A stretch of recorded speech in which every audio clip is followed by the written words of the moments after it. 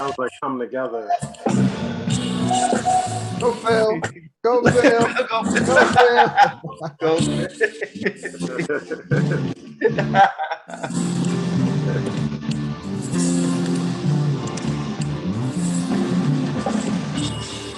Brother Bob.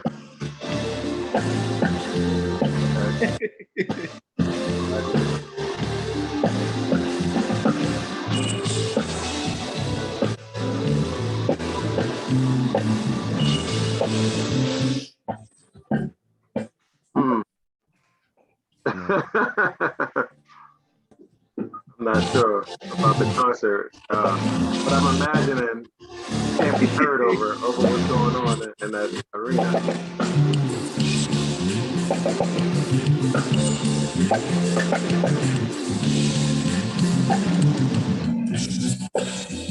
Uncle Derek, were you saying something? You're muted. I said, we'll take it to music.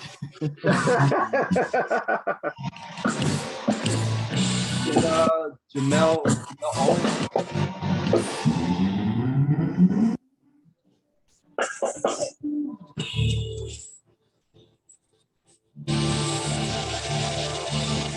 For the brothers that are new, just want to let you know this is a first.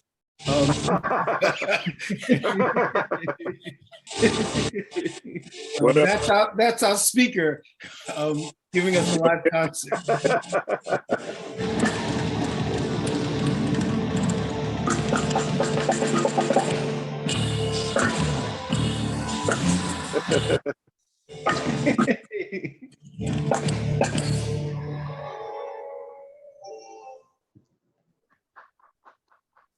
I'm sorry, guys. Don't be sorry for that. I was in the middle of sound check, and I knew I had to do this, and I really apologize, fellas. Like, I wish I managed my time a lot better. Hey, we'll take it. We'll take it. Yeah, I had to do this because I know you guys.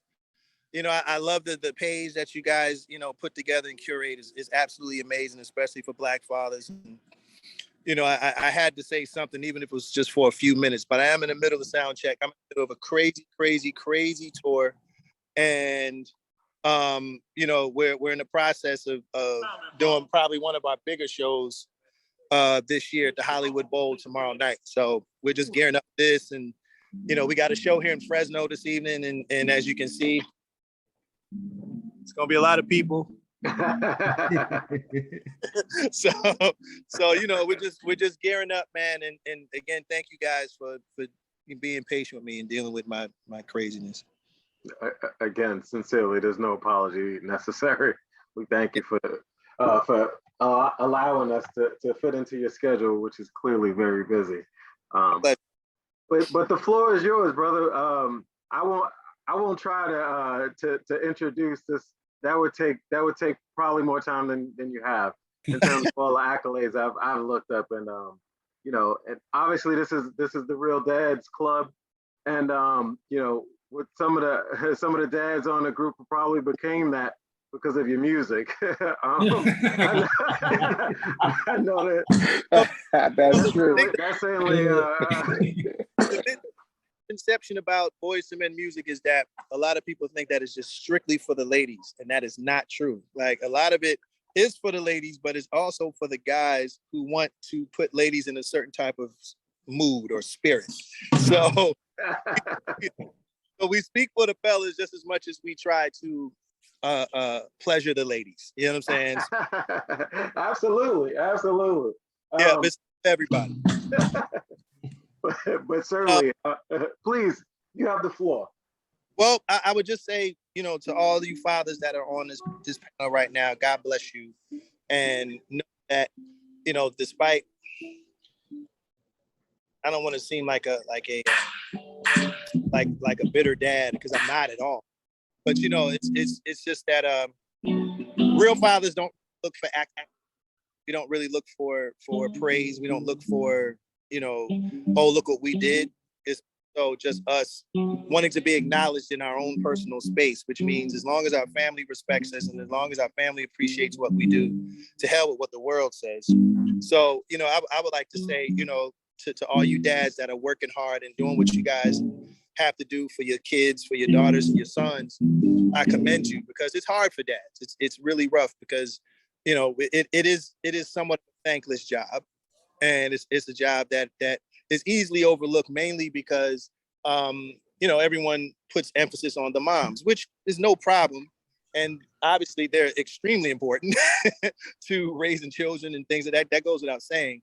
But you know, as role players in a team that is a mom and dad, you know, dads play, at least the ones that understand their role, understand that it's a very major and very important one. And you know, it adds perspective to the child's upbringing. You know, it's not just one-sided. It's not just mom. It's both, and it helps develop a child's mind as far as like understanding that we all have to coexist in this world. Like, not just women, not just men, but both of us. In order for us to, I guess, create a better environment for future children to grow up in, they have to see how important not just moms are, but how significant dads' roles are as well. So again, I commend all you guys that are on the panel.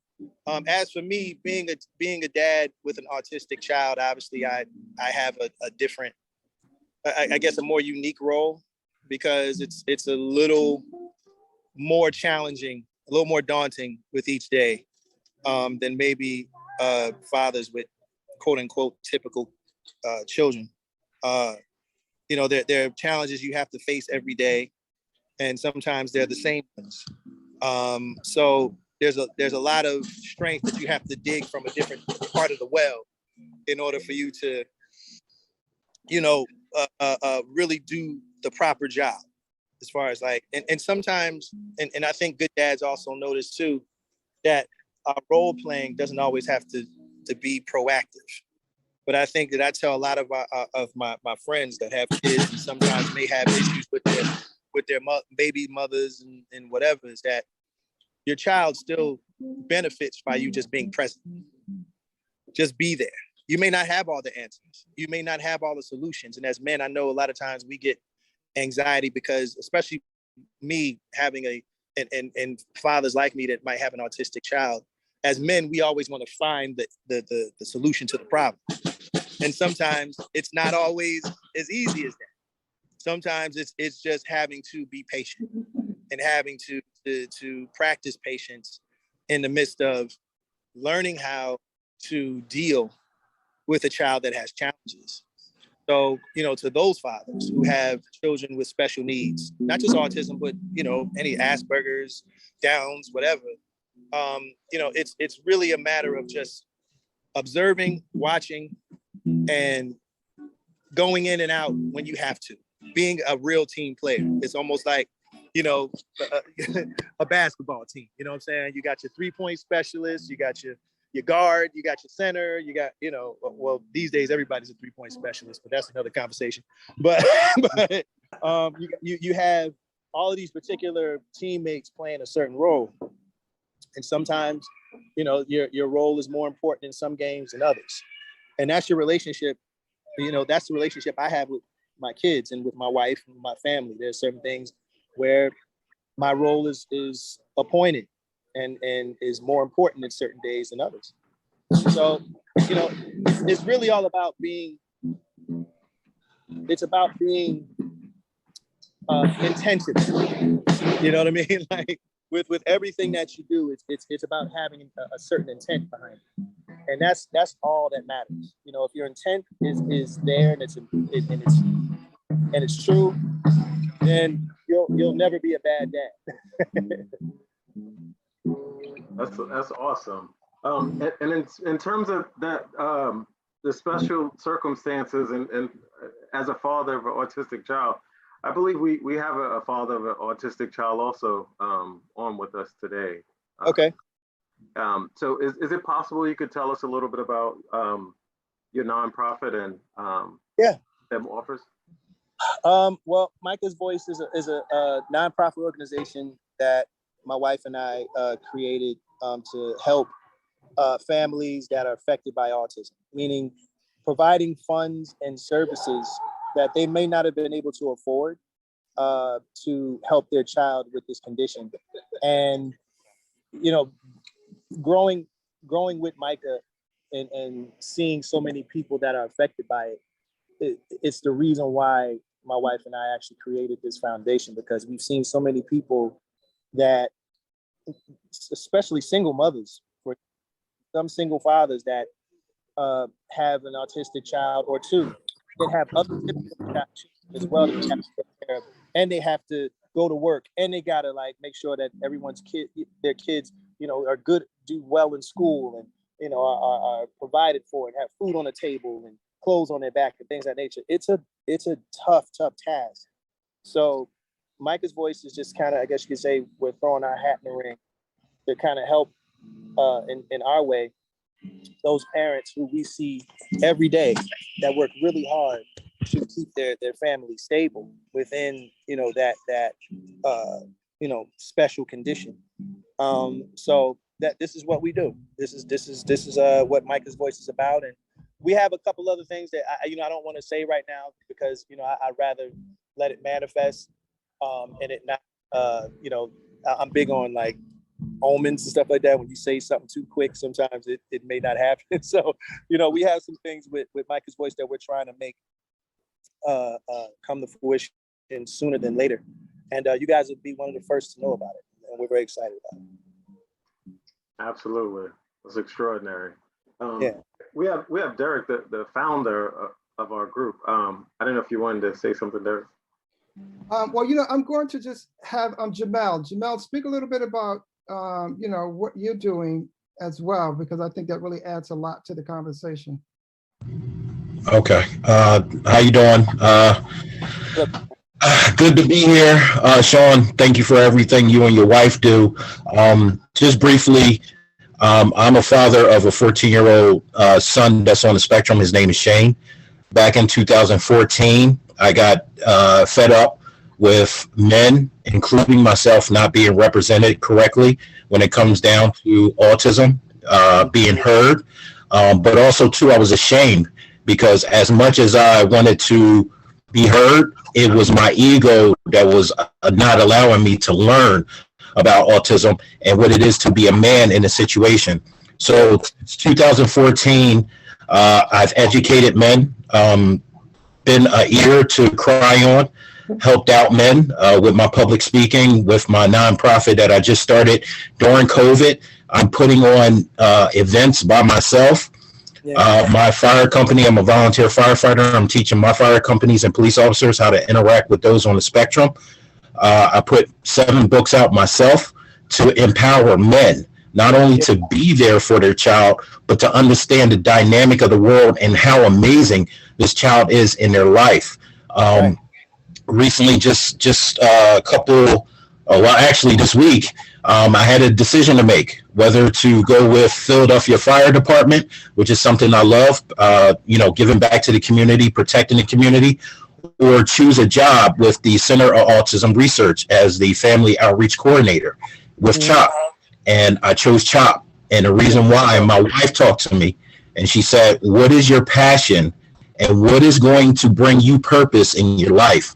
And that's exactly what it is. So everything that I do right now is strictly from my heart. I love on people no matter where they're at. I'm meeting them.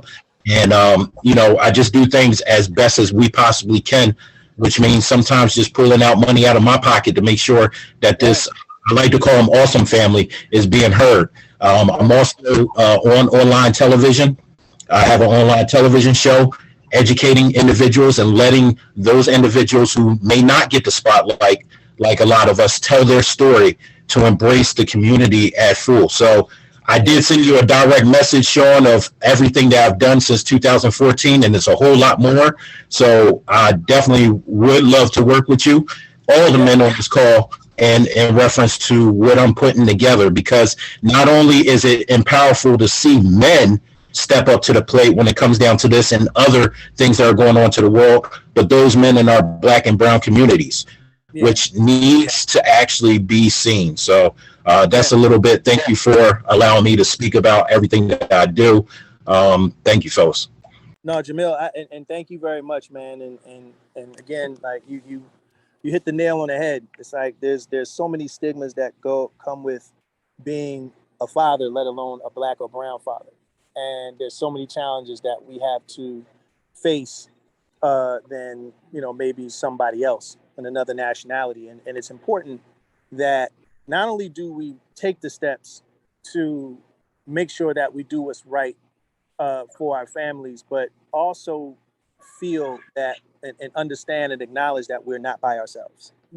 And the thing is that panels like this and conversations like this should happen every day, all day, because we as Black men, we have so many struggles and so many things that we have to endure on a daily basis, that being able to talk to other men and not feel like it's emasculating or not feel like it's something that's looked at as all, oh, why you having this group session and all this other stuff. Like, nah, this is what we all need. And this is probably something that, you know, not probably, but definitely something that should be more it should happen a lot more, because we need the help.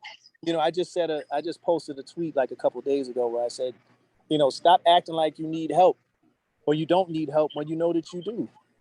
Like, there's so much pride that goes with having to be this man and having to portray this certain type of persona, where a lot of times we do go into our rooms and we break down and we cry and we get frustrated and we do all of those things. We do have emotional thresholds that we reach.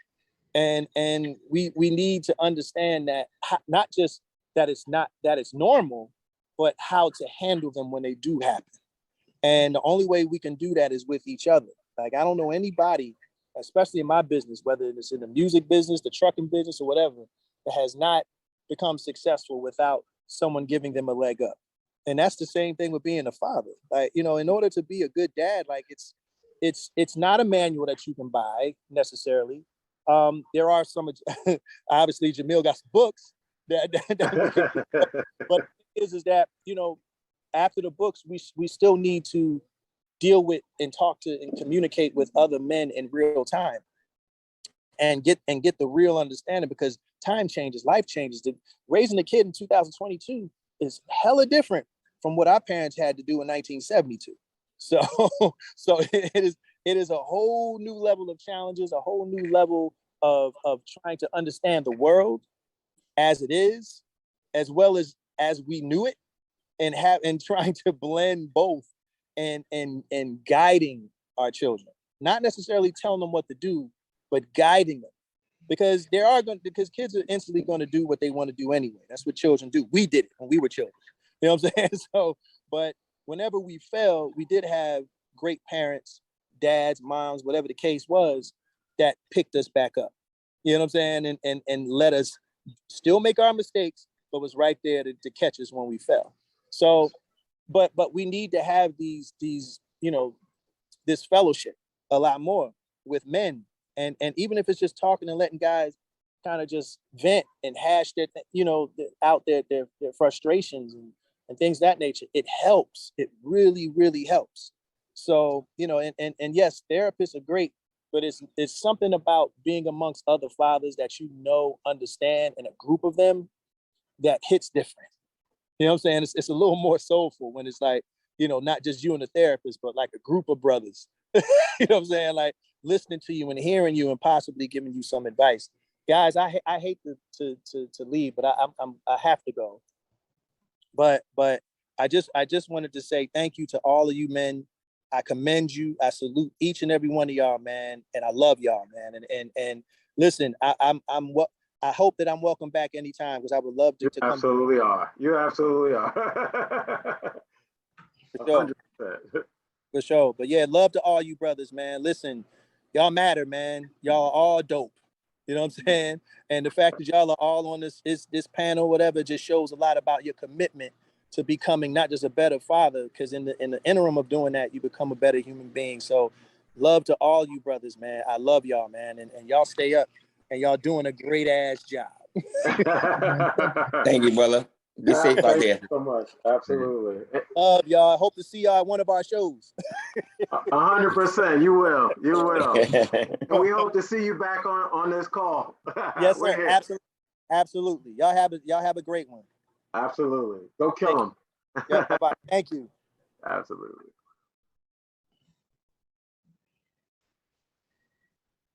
All right.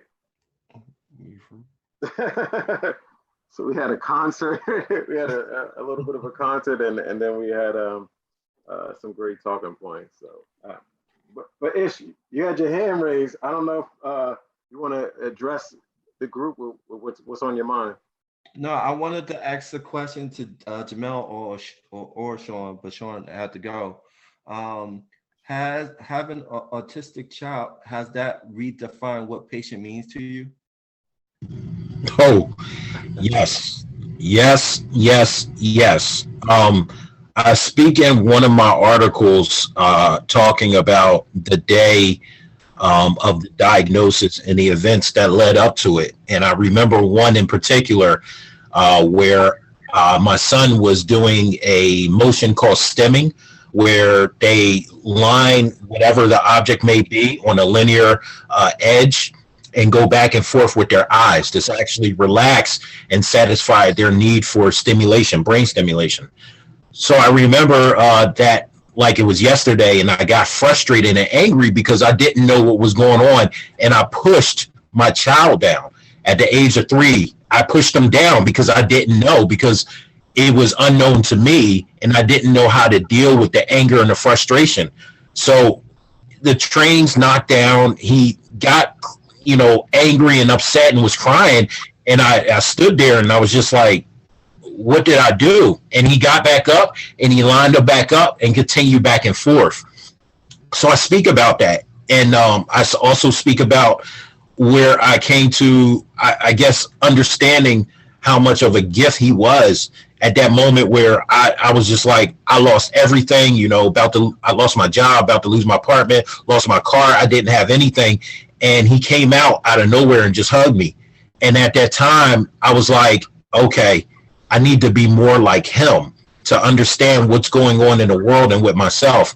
And since then, the patience that I've grown to have, I can tell you, if I didn't have this patience, I'd probably be either locked up or dead, because I was a hothead, blamed everybody for my misconceptions, my misfortunes in life, things that didn't go my way. And he taught me to accept the things, to seek a higher understanding, which is a religious belief, whatever that may be in your eyes, and to understand that things could be worse. And so today, I hear things, and even out in the street, even with my old position, I was a corrections officer.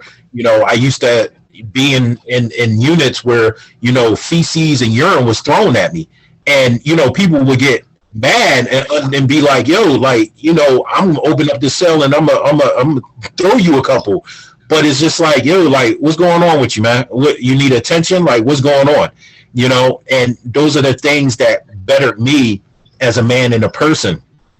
And that's what brings me joy today, being able to talk to somebody and being able to diffuse any type of situation, even calm them down and kind of like walk them off the edge. But once again, that wouldn't have been possible without my son. So I always say, God gave me a gift.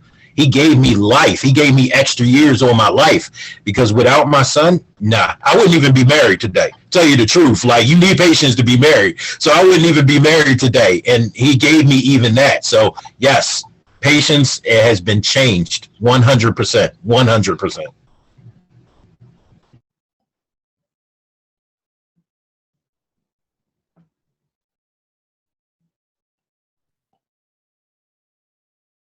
You're muted.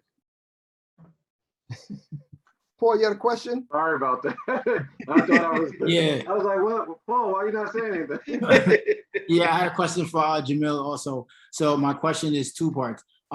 One, if your son went to public school, or if they weren't homeschooled, do you feel like the educational setting or system was beneficial, or had the right tools to adequately help and teach your son? Great question. So right now I'm in Philadelphia.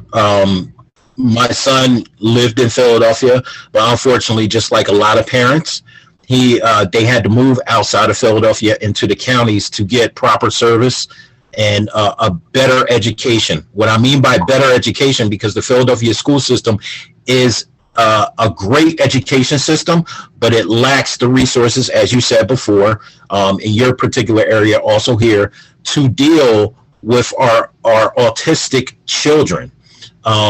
He's now mainstream in a school that's in Delaware County, and he's been going there since middle school. And he has been straight A's ever since he's been there, with an aid and everything. It is obtainable. I've seen this.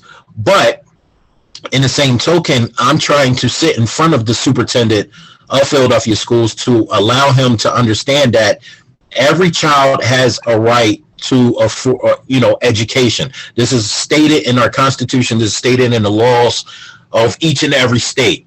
We are dropping the ball when it comes down to this because we are just trying to fill spots versus trying to understand a person that's applying for the job to care for someone else's child. It is very, very important for our children to be able to succeed in the future, to receive the education that's proper to his or her understanding. What that means is that there's going to take extra care, extra time. There's going to be patience. There's going to be a lot of different things that this particular aid inside the school will need. We are lacking countrywide, and actually from the connections that I made in Indonesia and Australia, we are lacking worldwide.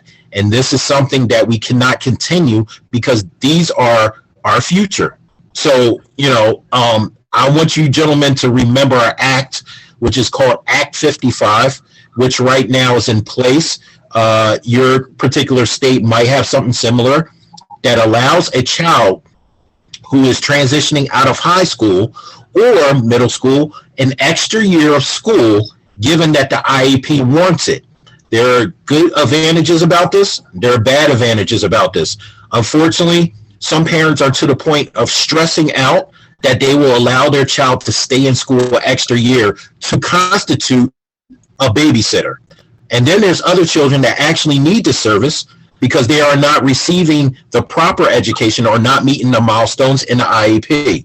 So there's so much with that, but I'm fortunate, my son is fortunate to be able, because you got to remember, children are sponges. Regardless if they're on the spectrum or not, they're still absorbing what they see. So me and his mother didn't want him to be in a school just with children that are on the spectrum. We wanted a neurodiverse school. We wanted different cultures. We wanted, different teachers. He needed to see, white teachers, black teachers, Asian teachers. He needed to see men. He needed to see women. He needed to experience what life is going to be like. And that has to be solely the greatest decision that me and her made for his future. And my thing is, I can't just hold that in. This is the reason why I do everything I do. I got to get this out here to make sure that other parents know and understand that they can do this too.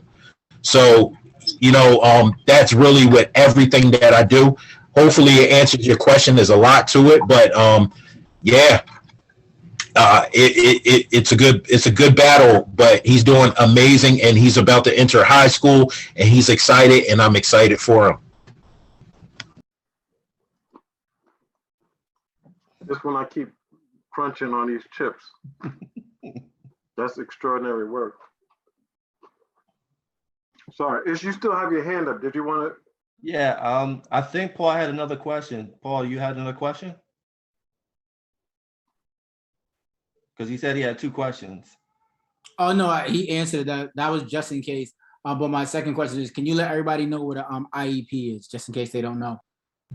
Okay, so the IEP is basically an individualized education program. So this is a legal document that is given to children that need these special education services in his or her particular educational setting. So to break it down to layman's term, think of it as a evaluation from work.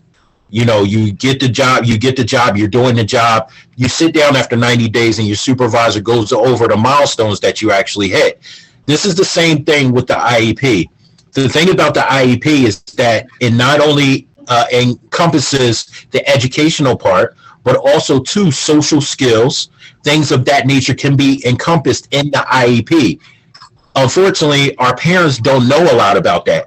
Speaking about sex education, respecting those spaces, what it is to interact with other kids. These things are crucial parts in the IEP that are supposed to be met every single, whether it be quarterly or monthly. These goals and these items outlined are supposed to be met. And if it's not, being that it's a legal document, you can hold the educational institution and those teachers accountable for that.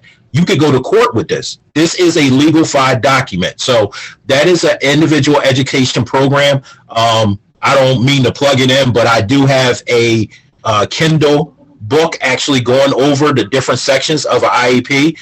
It's on Kindle, it's on barnesandnoble.com and amazon.com. If you have any more questions or you know somebody else that would like to read it, they can check that out. I wrote that as well, but it's very important, very, very important. It's a meeting for your child. And the other thing that people don't know is that at the age of 14, that particular child is able to attend their own IEP meetings. Very, very crucial, because when my son attended the IEP meeting, I got scared because I'm like, okay, I don't want him to feel like we're coming at him about what he's doing right and he's doing wrong. And his teachers and me and his mom did an excellent job encouraging him and then asking him after each section is identified, what are your thoughts about this? And he actually spoke up about his education. So that's another thing too about the IEP. Can you tell us the Kindle that you referenced, does that walk through the steps to get to that point? Because I know there's a whole lot of steps. I mean, I'm in New York, for instance, and I know in order to go through the public school system, you have to have student advocates and so on. So if you could speak a little bit about that. So it does walk through the steps of the IEP. How to get there? No, because only reason why is because each state has a different procedure. Even though I have noticed that some of the Commonwealth states, Pennsylvania, Virginia, they have some of the similar laws to it. But then you have some states that have vocational schools, technical schools. There is another term of a particular institution that is lesser than a school that they actually have. So it doesn't go particularly into that. But me, myself, I'm always open to talk about it. And if I don't know the answer, I'm going to find out the answer for you because I want to educate myself. And then I'm going to give you the answer. So I kind of like make sure I give people my personal email, my personal telephone number, and tell them, listen, hit me up, call me, email me with a question, and let's find out this answer together. Thank you. Definitely appreciate that. That's awesome. Just as you mentioned, a lot of times we just don't know about what's available and what we have rights to. So thank you for shedding light on that. Does anybody else in the room have children or family members, perhaps with special needs and such, that there's some questions regarding some of these resources? Well, I'm going to go back to Jamel. When you talk, can you explain, so this way we get a full understanding when we say a child is autistic or might be on the spectrum, what does that mean, and what does that look like? What might that look like? So when we're talking about autism, when we're talking about, okay, so terminology, I hate using medical jargon because sometimes it kind of pushes us away because we don't know. But ASD, which is termed autism spectrum disorder, you got to think of it just as that. It's a spectrum. It's a wide chart of different abilities and disabilities that people fall on once they are diagnosed with autism, Asperger's. ADHD is actually a little bit on that chart as well. it comes down to the diagnosis.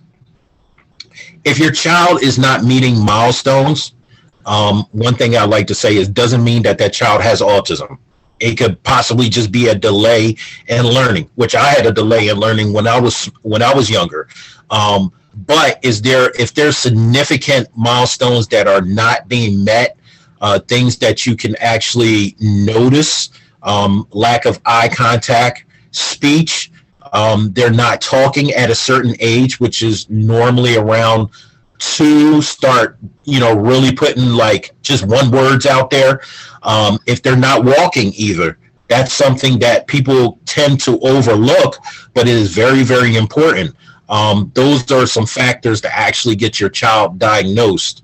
And what that says is that your child is not labeled, by lack of better terms, dumb. What it is that they look at the world in a different perspective than what you look at. So things that overload them sensory-wise, loud noises, bright lights, too many people in a particular room, those are things that they are sensitive to, that they don't know how to filter out and concentrate on what they need to get done. This is going to be the part that you're actually going to help them with. They deem it a an intellectual disability, which once again, it's a harsh term, because as a Black father dealing with racism and other things in this country, why would I want to expose my child to another label? Well, the thing about that is that in this case, autism has a short window of receiving services, which is 0 to 3 years. In this case, you have to swallow your pride and understand that this is not a label. This is a diagnosis for your child's future, to understand the capabilities that he or she have. It's just a little bit different than how we actually learned or are learning currently right now. That's another bigger part of my work, is getting our communities to one big thing. And I'm gonna share this with you guys, is over the recent years and months, police activity, interactions with those on the spectrum, we have interactions with police officers that we don't like. I'm trying to get more autism parents to actually enroll their child into what they call the CAD system, which is the system where they pull up all your information when they pull you over. The reason behind this is because as a parent, I want to teach my son how to interact with police officers correctly so that there isn't any more fatalities. So my son doesn't become a statistic. By me teaching him at home, hey, when an officer asks you a question, answer him, sir, ma'am. Identify yourself. Sir, ma'am, I'm on the autism spectrum. My name is Shane Owens. I'm going to reach for a card that will help understand who I am. Reach for that card once given permission and give him that card. And then at that time, what that does is that gives the liability to the officer. Now, with proper training, that officer knows, hey, I need to turn down my radio. I need to call this in as a special case and require backup. I need to turn off my lights. Everything that you can calm down the fight or flight, syndrome that goes into our children because they don't know any better. They don't know the boundaries or the parameters of staying in a law enforcement's area when he or she is talking to us. But we got to get our parents to involve them into the computer, put them in the computer system, so then we can say, okay, we done our part at home. Now you police in our community, doing community policing. I need you to be responsible for my child in case he or she is caught in something that is bad or maybe even lost. Can you provide that? And by us putting the children in the system, we are giving that. We're playing basically tennis. Now it's your serve. What you going to do with it? So there's so many different things with the autism spectrum. I'm still learning about it. But what I can tell you is that every child, and you probably heard this before, every child on the spectrum is different. There is a ability in every single child that would amaze you, but they all have a common ground. They all love. Shows interaction, whether some of them may grab your hand, hold your arm, embrace that. Maybe pat them on the hand, maybe rub their hand. That's the sensory enlightenment that they're looking for. And that will let you understand exactly who they are as a person. They're letting you know what they like. Sorry, I'm a little long-winded. This is what I like to say. That's fine. Yeah, not at all. Not at all. I think we're all learning from the great work that you're doing. Certainly, it actually we have a couple of hands up. I'm not sure if it's Isha or Carlton. Carlton can go because I don't think Carlton asked a question yet. I'll go after Carlton. Hey, you guys. I'm sorry. I'm outside. I hope you guys can hear me. We can. I just wanted to say my favorite class and my neighbors in my classroom, my neighbor was an autistic class of 3rd through 5th graders. And it was really, it was a great pleasure teaching them. I will say this, all of them are different and different in ways. Some of them were like extremely OCD. So if around that chair was not clean or clear, it would be a problem. Some of them like ate the same thing every day. Like everything had to be the same way. The chairs had to be 6 in a row. If I had the chair 7 in a row, and there was a chair next to one of the kids and it's normally not there, it was a problem. So, but it was also interesting also in learning. And even though many of them had an IEP, outside of the IEP doesn't ever mention, make sure the child sits in the same chair all the time because the IEP deals with the learning. But it was just interesting to see how they function. And speaking of sensory, 2 years ago, or no, prior to the pandemic, one of my students would always he would sit beside me and put his head under my arm for my arm, it sounds crazy, to kind of squeeze his head. That made him calm down. And of course, we would always make jokes and say, if someone actually walked in to the room, they would probably put us in jail. But that's what he would do, or he would get your hand and he would want you to squeeze his hand because that would calm him down. So it's an interesting experience. And oftentimes I would say I prefer teaching the autistic kids over the general ed kids, because the general ed kids knew what they were doing. And the autistic kids, that's just the way that they responded. And they were very loving kids. Of course, as long as you gave them their regular routine, they were good. So I enjoyed teaching the autistic kids. I always enjoy it. And they're very gifted. So even though as a music teacher, they would have an IEP, I don't always pay attention to the IEP because some of them are more musically gifted. I'm not saying I'm musically gifted or whatever, but they were more gifted than I was because they could hear something and remember it, whereas I don't remember. I just keep going. They were very, very talented. So I had to explain to one parent that even though your child is on an IEP, your child is on a whole nother level musically. So I don't really follow the IEP because they're doing things that college students do. So sometimes the IEP didn't apply to me in music, and the art teacher at my school, she's the same way. She's like, that IEP is in the garbage. Don't give them small, sometimes they'll tell you if your test is 10 questions, give a student with autism 5 questions. And if they only have 30 minutes to complete it, give an autistic student 45 minutes to complete it. Sometimes these kids, they're done in 10 minutes because they're just gifted and they're talented like that. So as an arts teacher, I kind of feel the child out to see. Some of them, I do have to give them smaller amounts of work and longer time to finish it, but others, they just move because they really are advanced. All of that in a nutshell, I enjoy teaching students with autism. That's awesome. That's awesome. Thanks. Jamal, did you want to say something about that? No.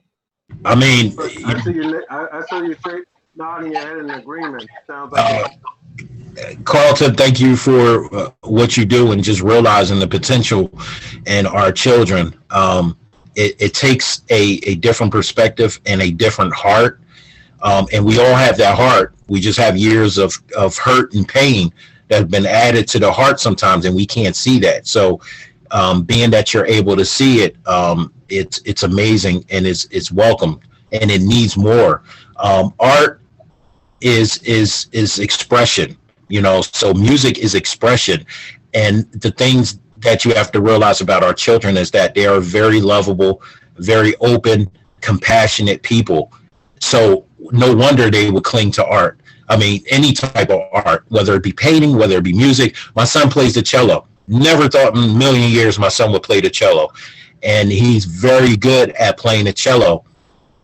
And he expressed himself for being an intellectual through that, and I love it. I love understanding him. So seeing, educators like you is what I love to see.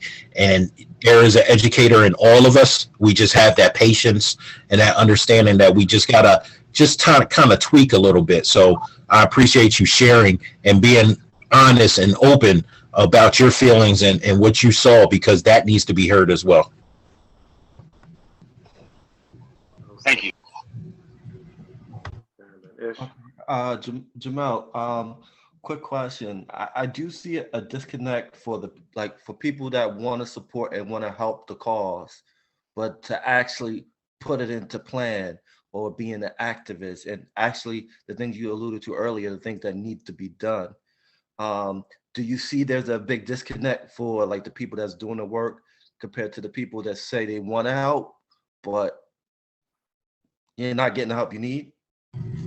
There's definitely a big connect. So one of the reasons why I started my nonprofit and to really be out in the community, at events, setting up table, sometimes being the only father out there with a table at some of these autism events, is the fact that I see these big box companies like, Autism Speaks, the ARC, these are some companies that are huge that service the autism community. But then I look at it, Philadelphia Eagles Autism Challenge, I look at it and I say, are you really servicing the community?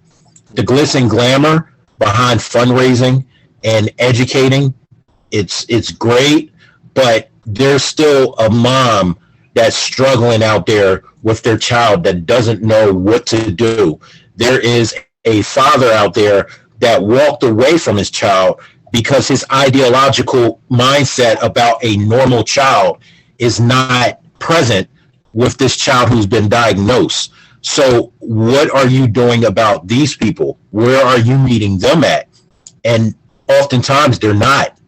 And unfortunately, they're not representing our people and our struggles fairly. You might get 1 or 2 commercials. That's great. Since the Black Lives Matter movement, every company is just like, oh, great. You know what? You represent that community. We want you here, or we want to throw you this money.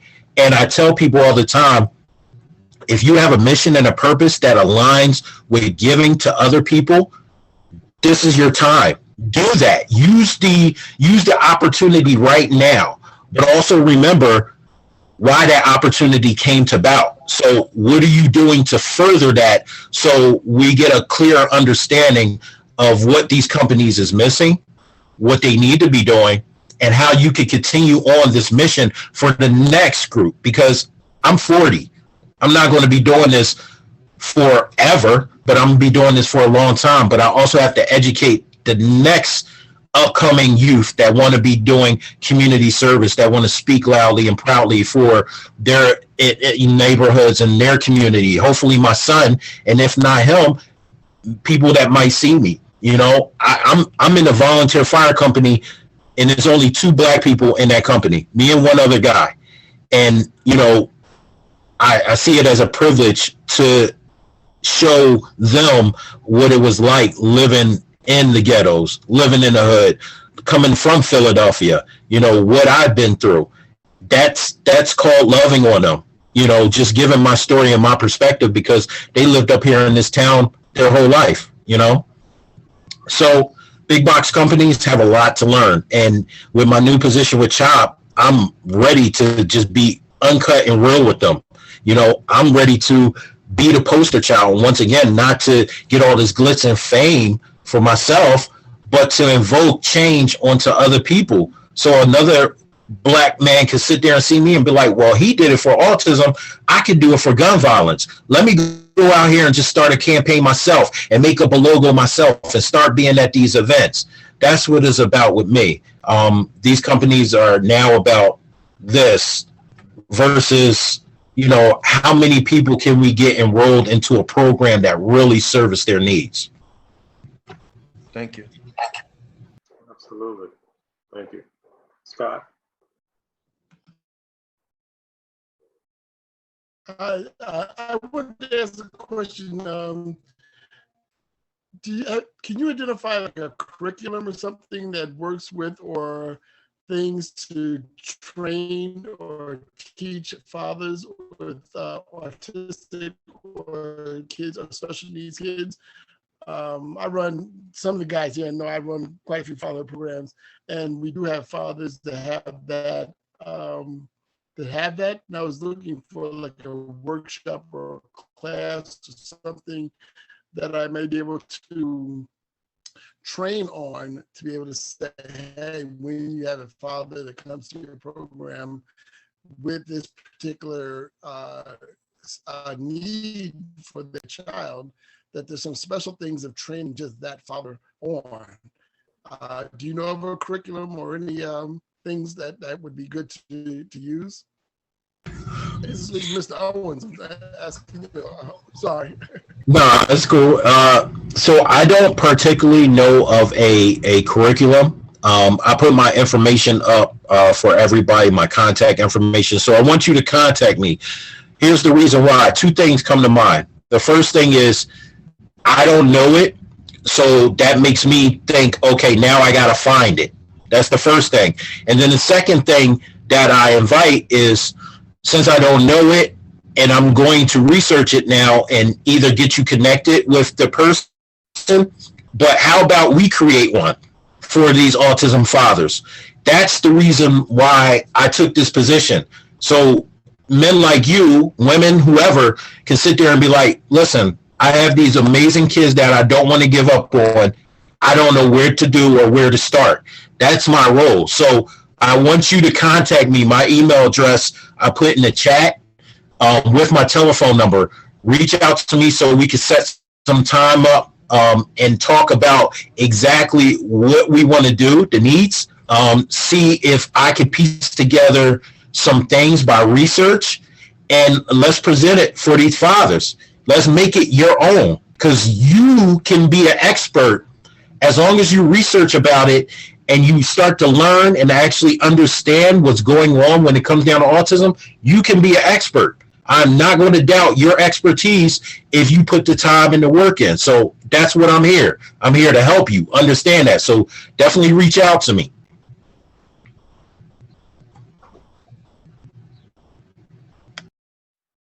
Excellent. Thank you. You served as our speaker. Absolutely. Speaker tonight. I'm long-winded. My wife tells me all the time when I do this, I'm long-winded. So So and Scott is the he's the director of the New York City DYCD Fatherhood Program. He's one of the leaders in New York City when it comes to fatherhood work. So definitely would be a good connection to connect with Scott as well. I don't know if everybody knows that that's always a need. There's always a call, say, are there training, are there programs for fathers with children with special needs? And there used to be a program in the Bronx, but it doesn't exist anymore. And that is always a need looking for it. So if anyone really wants to that's why I was wondering if there was a curriculum or something that we would look for, because maybe we could capitalize on that, because it's not very rare that you find someone who can work on a regular basis with fathers of children of need. Not just because the father has an issue or a court case with ACS or family court or anything like that. Even insurance companies are calling and looking for spaces and places for fathers who are looking for those services. It's like you said, how to you know, to be able to be comfortable, understand how do I get to have a relationship with my child? How do I deal with these situations coming up, or a place to have another common conversation? Say, hey man, I'm going through this. Are you going through this? And those who have gone through it can say, hey, yeah, and it will get better. You know, a lot of times we have guys who don't think it will ever get better because they don't have a brotherhood or a place to go to have that conversation. So that's what I was looking for. If anybody knew of a curriculum, the only place I did know at one time was in the Bronx, and that program closed down. And you gotta wonder, Scott, you know, that's a perfect example that closed down. You know, President Biden signed into law. I believe it was $3 billion for disabilities. Where's that money at? What's going on with that money? Well, the thing is, what I at least always find out, everything is fine until you say, well, the disability has to do with the father too, and then it's off the table. So you mentioned that.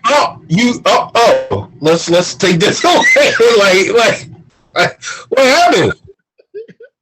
It's always fine, everything until you say, well, I have fathers or men, especially lower income men, that have that and qualify for it, and then the rules change, or the table changes, or they defund it, and then you know.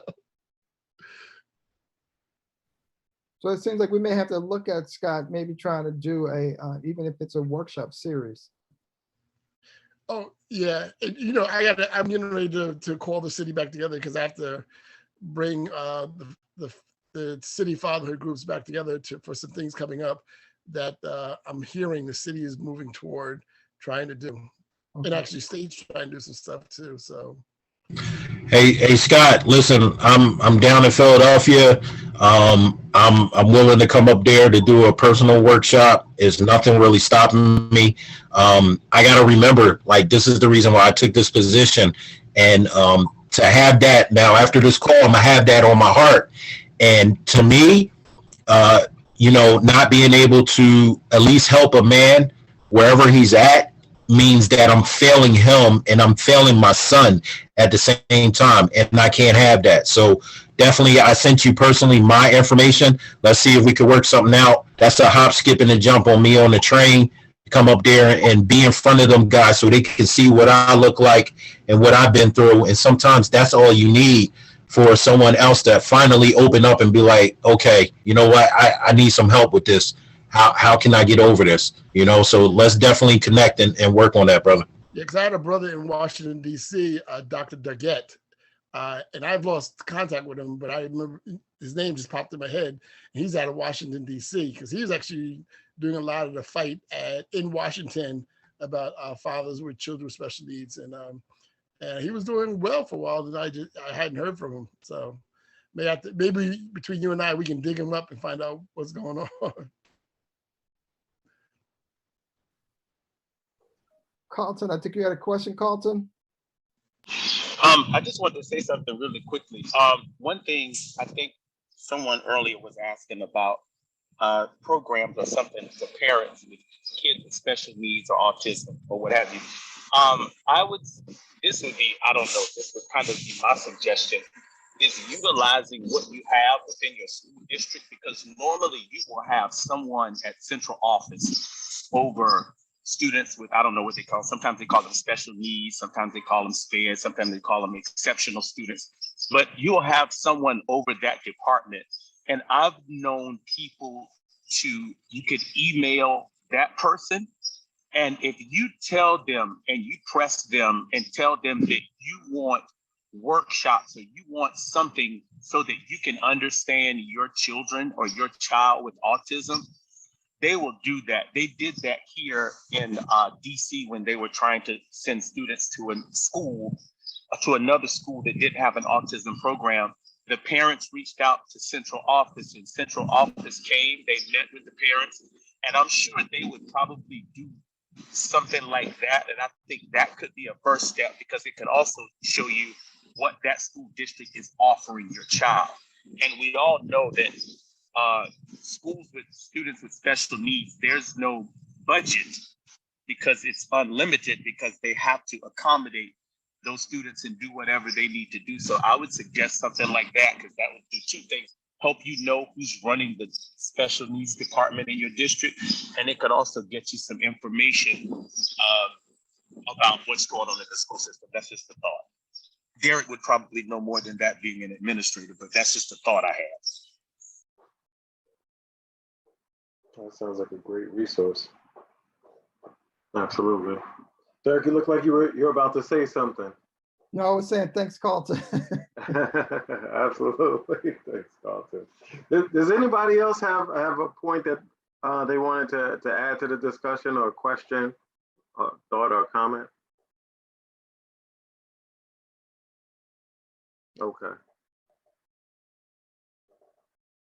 Well, I mean, we typically go to about 8:30, but if there isn't anything else, I think we could kind of conclude. I think we had a pretty packed 67 minutes here with a backstage concert. Yes. Sorry, Scott. I was going to just ask Derek, are the guys gearing up for September 22nd? Have you talked to this group about September 22nd? You got to talk to him right now.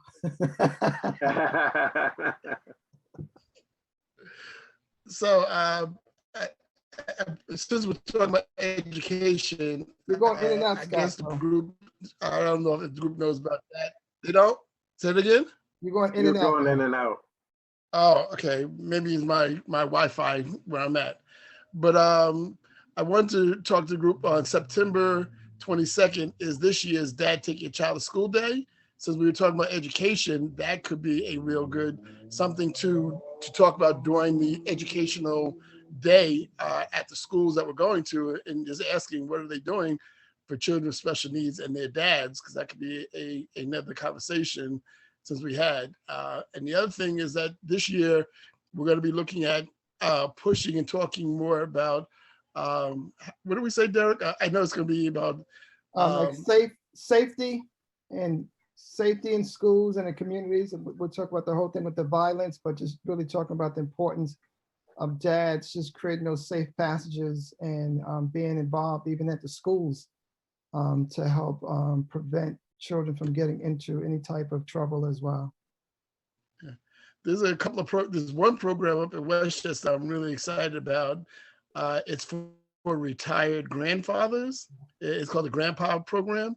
And those grandfathers, what they do is go and have lunch with some of the, it's mostly the young boys who are a little troubled, who have the school somewhat labeled them, but they go up there and be the grandpa of the day and go have lunch with these boys and just spend that half an hour, 45-minute special quality time with them. And they're already seeing that the behavior of these young men is being changed, just knowing their grandpa, whoever that person is coming up, and the conversations they have. So those who are retired or are looking for something to do and everything, maybe it's worthwhile, having a little grandpa program and say, hey, listen, I can go out and have milk and cookies at lunchtime with a couple of students in the middle school or elementary school. And that may make a major difference in their life, just knowing that there's some man from the community who's coming up to have lunch with me and spend some time with me. And that's always been one of my things. I believe that we as men, if we just show a lot of young guys that I am somewhat interested in you earlier in life, or just put your arm around them and say, hey man, just come here, let me give you a hug. As much as they say they don't want a hug, I done seen big thugs want a hug. Okay. But they act like they don't want a hug, but you give them a hug, they'll take it. They may tell you push away later, but they want it. I think once again, Derek has heard me say this on several occasions. I believe we as men in the community are a key to slowing this violence down, but we have to be present. We can't no longer sit in our house in a safe manner, watch TV, watch the game, and let the world run ragged. We have to go out in our community and be visual. Let them see you out in the community. I know, I see guys come by my house when I'm cutting the grass. And they go, hey, they wave at me. Like, yeah, you're gonna be doing this one day too. So, but that gets, but they have to see us doing it. You know, they don't see, you know, that somebody's paying, you know, the foreigners to come cut the grass. No, I cut my grass. You know, I'm out there planting flowers and stuff like that. They have to see us doing it. Then they can have something to emulate behind. Good point, Scott. And to Scott's point, that's one of the things that when we talk about the violence and everything, we're saying in terms of the all the statistics clearly shows that when fathers are involved, children do better academically, emotionally, socially, violence and everything goes down. So therefore, we're telling our pledge this year for the dads is we need dads to be more actively involved, not only in their homes, but in the schools and in the communities. So that's our pledge that we're going to be pushing this year for the dads to take your child to school. Hey, good. I got a quick note. I got my people watching the video right now. I want to say also to Scott's point as well, I think we got to do a better job being intentional.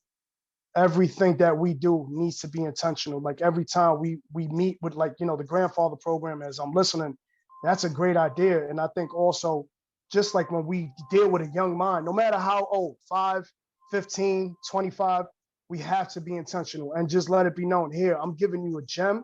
I need you to see this, because they're eventually going to be 25, 55. They're going to be the grandfathers. And then as we rotate that, the intentions are always pure, and they need to be that of which where we're teaching from our experiences, so that our young folk could understand, like, damn, I didn't know it was like that. I didn't know that this old man who served in the war or is out there, you know, every time I seen him with a cane, I just seen him as an old man, but I didn't know he's so intelligent, or he's, you know, and like I said, I brought it up the other day. Some of my clients, I have a client who doesn't know how to make a phone call, and then they send him to my program to do Zoom. And now I got to teach him, you know, but I have no problems doing that. But to me, I'm saying, why would a parole officer even set you up at 76? I think he's 67. What job am I supposed to get him at 67? He can't do Zoom. So it's just like, you know what? We're going to see this as a session for us to learn from each other. You know what I mean? So, and it starts with stuff like this. These groups like right here, this is incredible. This is great. I, as always thank y'all. I just wish I could be here more, and I'm listening to both sides, and it's hard, but you know, Superman got to take his cape off sometimes too, and got to do both jobs. You know what I mean? So all of y'all Supermen, and I salute all of y'all in here.